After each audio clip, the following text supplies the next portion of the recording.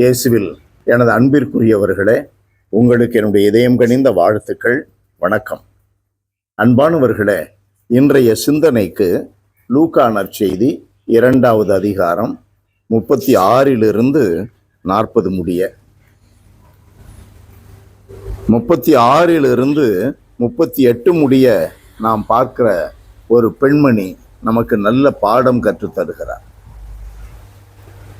இன்றைக்கு கைம்பெண்களாக இருப்பவர்கள் அல்லது மனைவியை இழந்துவிட்டு தனியாக இருப்பவர்கள் என்ன செய்கிறார்கள், என்ன செய்ய வேண்டும் என்பதை குறித்த ஒரு அருமையான சிந்தனை இதில் அடங்கியுள்ளது. ஆசிரியர் குலத்தைச் சேர்ந்த பானுவேலின் மகளாகிய அன்னா என்னும் இறைவாக்கினர் ஒருவர் இருந்தார். வயது முதிர்ந்தவர். மனமாகி 7 ஆண்டுகள் கணவரோடு வாழ்ந்த பின் கைம்பெண் ஆனவர். அவருக்கு வயது 84. கோவிலை விட்டு நீங்காமல் அல்லும் பகலும் திருப்பணி செய்து வந்தார். பக்கத்து வீட்டில் உட்காந்துக்கிட்டு அடுத்த வீட்டுக்காரங்களை பற்றி புரணி பேசிக்கிட்டு மற்றவங்க பேரை கெடுத்துக்கிட்டு தூண்டி விட்டு எதிர்மறையாக பேசிக்கிட்டு சண்டையை எழுப்பி விட்டுக்கிட்டு நெகட்டிவ் வைப்ரேஷன்ஸை கிளப்பி விட்டுக்கிட்டு எத்தனை பேர் இன்றைக்கு இருக்கிறோம், எத்தனை பேர் இருக்கிறோம். வயதான காலத்தில் ரிட்டையர் ஆன பிறகு ஆலயத்தில் திருப்பணி செய்யலாம், சமுதாயத்தில் கடவுளுடைய பணி செய்யலாம். அந்த பாடம் தான் நமக்கு இன்றைக்கு கொடுக்கப்பட்டுள்ளது. ஆண்டவர் இயேசுவை கோவிலில் காணிக்கையாக ஒப்பு கொடுத்த அந்த நிகழ்ச்சியில கடைசியில இந்த அண்ணா அங்கே சென்று குழந்தையை பற்றி பெருமையாக பேசுகிறார். அப்பொழுதுதான் அவரை பற்றிய இந்த வார்த்தைகள் வருகின்றன.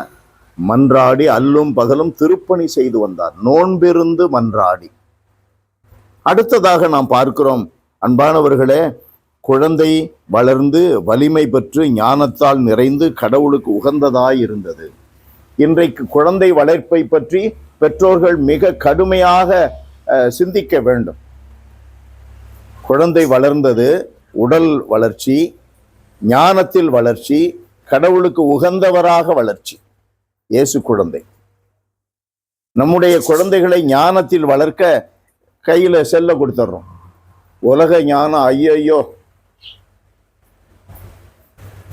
எதை சொல்லுவது? சிறு குழந்தையாக இருக்கின்றவர்களை அமைதிப்படுத்த கைகளிலே மொபைலை கொடுத்துட்றாங்க, வாட்ஸ்அப்ல ஷார்ட்ஸ் பார்த்துக்கிட்டே இருக்காங்க. என்ன ஞானம் உள்ளே வளரும்?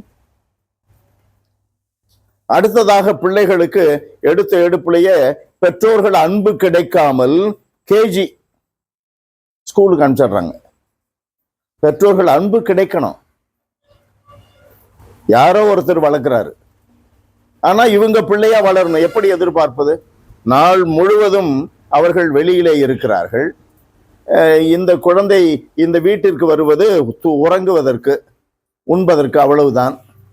என்ன வளர்ச்சி இருக்கும்? உடல் வளர்ச்சி இருக்கும். ஞானத்தில் வளர வேண்டாமா? கடவுளுக்கு உகந்த குழந்தையாக வளர வேண்டாமா? கல்ச்சர் மாறி போச்சு, உலகம் சீரழியுது. சுனாமியை பற்றி பேசுறாங்க. இன்றைக்கு 30ஆம் ஆண்டுல மிக கடுமையான ஒரு முடிவு வருகிறது. பெரும் மழை, புயல், பூமி அதிர்வு என்று சொல்லுகிறார்கள். 150 கோடி மக்கள் இறந்து போவதாக சொல்லுகிறார்கள்.